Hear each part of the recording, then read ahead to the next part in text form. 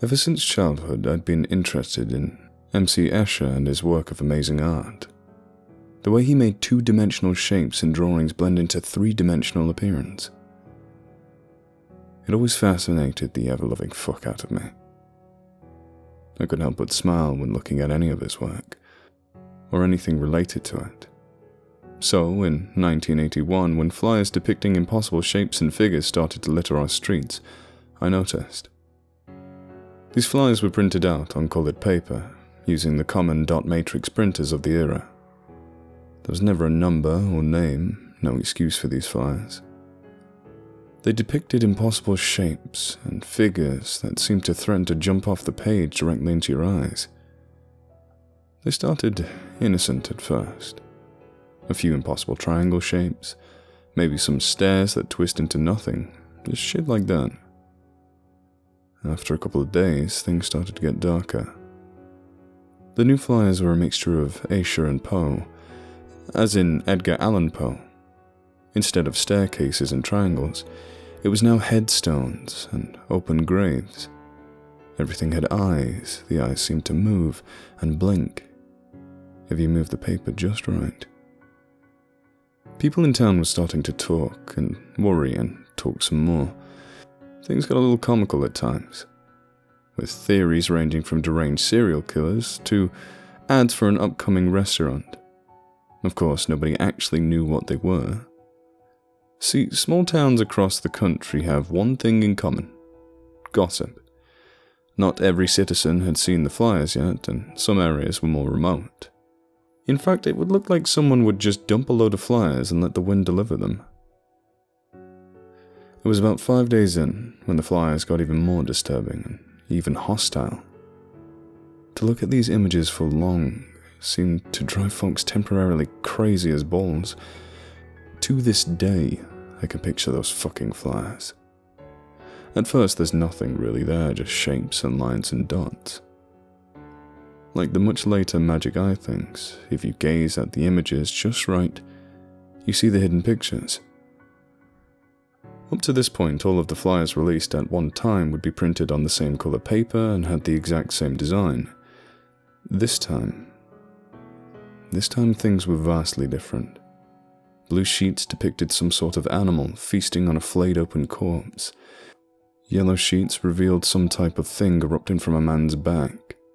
Green sheets, those were the ones that got me. They depicted children eating from the body of a dead woman.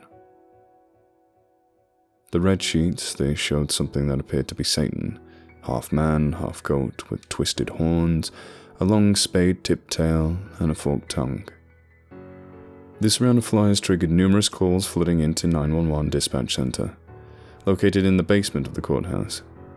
At least 200 people called in, some even going as far to walk 3 miles to a payphone just to call and report those vile flyers. That is what spurred my boss into making me the point on this investigation. This would be my first trip to the rodeo of detectivehood. It was both a big honor and a giant fuck you to me, because if I could have actually solved this, or at least pegged this sick bastard distributing the flyers, it would have cemented my career. If I failed, however, it would kill it. I started my investigation by looking for patterns of where the flyers had shown up. I noticed that the flyers would be distributed early in the mornings, before the sun was up, on days with strong early morning winds. That told me the perp was intelligent and had a way to accurately predict the high winds. It also showed the location that I thought would be drop points, a peak above the town, a ridge behind the town, and even high hills from people's farms. Anywhere with a higher elevation than the town square. That explained why some folks hadn't even seen a flyer. They were in the valleys and to the other side of town. I decided to hop in a car and go to the nearest drop point. I didn't use lights or sirens because I didn't think the course of an investigation was an emergency. When I finally arrived on top of Reynolds Point, I was greeted with an awful sight indeed. There was what appeared to be a crude altar constructed of rocks, twigs, tanned skins from deers and squirrels. Upon the smallest flat rock, in the middle of the altar, was the corpse of a mountain cat, a small breed of mountain lion. It had been killed and dissected with haste, as if someone was hurriedly looking for something inside this poor animal's body. Its intestines coiled beside its head. The stomach had been flipped inside out, and was now holding the poor thing's penis and testicles. In place of its missing eyes, 2 chunks of amber, each holding a small lizard-looking thing inside. I called out for the evidence collection team to clean up the mess, as I drove to the next expected drop spot. I drove to the Madlands Ridge with the lights on, and my foot in the throat of my interceptor. I used to love the sound those things made when the 4-barrel would open, and the engine could literally stretch its legs. I was driving fast, too fast honestly. When I approached the Ridge access road, I almost didn't make the turn, but stupidity was strong with me that day. I flew up that road, now using the siren, and as I was about to slow down to pull off to the road at the hiking trail, a gigantic black dog, bigger than any I'd ever seen, charged from the forest directly towards my car. I slammed on the brakes, attempting not to murder someone's pet, but could not slow down the massive 4-door cruiser in time. I watched as the creature's face distorted into something unimaginable. Just as the front bumper rammed into its body, there was no thud, no dents, no blood. It wasn't really there. I stopped the boat of a car in the middle of the road and just sat there, looking around, while the lights and sirens continued to run. I was shaken from my stupor when the radio cracked to life. The evidence team had found the altar. They weren't happy, but had no choice but to collect everything. I finally managed to steer the car over to the wide spot, so I could park and hike my fat ass up the little hill, up to the flat ridgeline. As I climbed the hill, I noticed darker spots in the soil, and splotches of reddish-black fluid on the fallen leaves. That nervous feeling in my stomach started to increase to an almost intolerable level. I could feel something in my bones, and I knew I would find something terrible on that hill. I expected another altar, complete with mutilated animal corpses. I was right, but I was so wrong. As I neared the top of the hill, I could see the circle of field stones surrounding the makeshift altar. Upon the altar, there was a body, all right, but not a fucking woodland animal, like I expected. The body was a human, a small child, naked and mutilated, insides torn out and strewn about the altar. Poor kid's head wasn't even there. Neither were her fingers or the soles of her feet. The bastard took everything we could use to get an ID. Now I was pissed. I called dispatch to have Irene turn out the coroner and let the evidence crew know they had more work to do. Later that day I would find 3 more altars, each topped with a different form of body. A deer, sheep, coyote, then the poor mountain cat, and the child. Each location was documented, cleaned, removed, and reconstructed in the basement of the jail. It took us a while to figure out this next bit. Actually, too long. It was 3 days later when I finally decided to put thumbtacks on the county map to designate each altar. That's when it became apparent.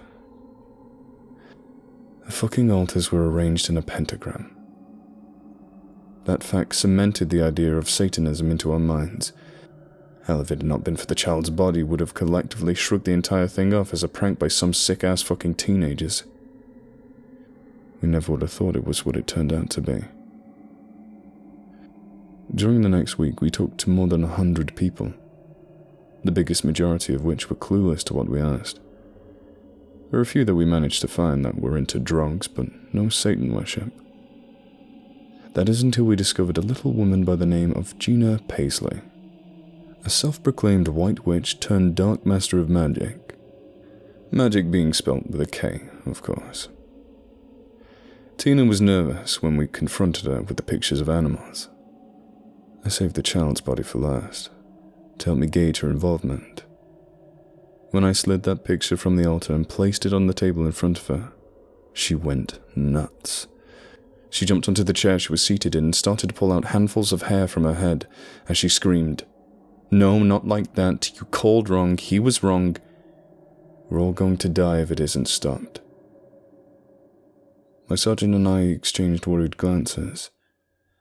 As the deputy restrained her and cuffed her to the table, she was finally calmed a bit. We continued to question her.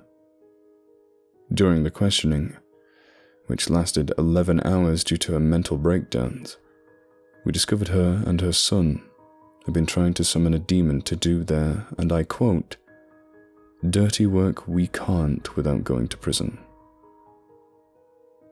It took us an additional hour and a half to find the son. When we kicked in the front door of his trailer home, he was standing behind the little Lawson girl. Poor little Amy was tied to a chair, with a gag in her mouth and a blindfold on her head. That was all she was wearing. I shot before I thought. I saw the knife in his hand and I saw him move that hand towards the girl. It turned his head into a jack-o'-lantern. We searched the home after releasing the terrified child, and I gave her my jacket and button shirt to wear till the ambulance arrived. We found a few dozen books of summoning rituals, all in Latin. We had to send the books to the University of Kentucky to be translated. We also found 2 more children tied up in the spare bedroom, drugged and asleep. The guy had taken them from a few towns over to avoid raising suspicion. We found his journal. In it, he wrote of how he wanted to summon his dark lord and give himself wholly to the said beast. Most of the spiral-bound book was different written fantasies in which the devil would sexually assault the writer, sometimes with force, most often by the guy's own choice. He talked about how the world was not good enough to house him and his mother, who he admitted to being in a sexual relationship with, and having a child by her as well. He talks about how that baby was sacrificed to Satan on its 666th day of life. That was what started his quest to raise Satan. Gina was charged with complicity to kidnapping, complicity to murder, cruelty to animals, desecration of a corpse, tampering with physical evidence, and even with the incest. She was sentenced to 98 years and a day by the Honourable Judge T. Lawson. We never found the computers that printed the papers. Hell, neither one of the Paisleys owned a computer nor a printer. We did, however, receive an anonymous letter claiming to have been responsible for the flyers, saying they knew those 2 were up to some sick shit and knew if the pictures got bad enough we would have to investigate. We never saw another Twisted Asher after that. Sorry that this one was longer, folks. I'm also sorry it took me this long to finish it. That case brings a tear whenever I remember it. I mourn not only for that child, but the parents of that child being out there knowing your child is gone, but not knowing why or even if she was alive. If they read this, please forgive me. I tried to get an ID even a few years ago. Went so far as to pay for the DNA testing. However, the blood was too degraded. Same with the marrow. I tried to bring a family closure. I'm so sorry.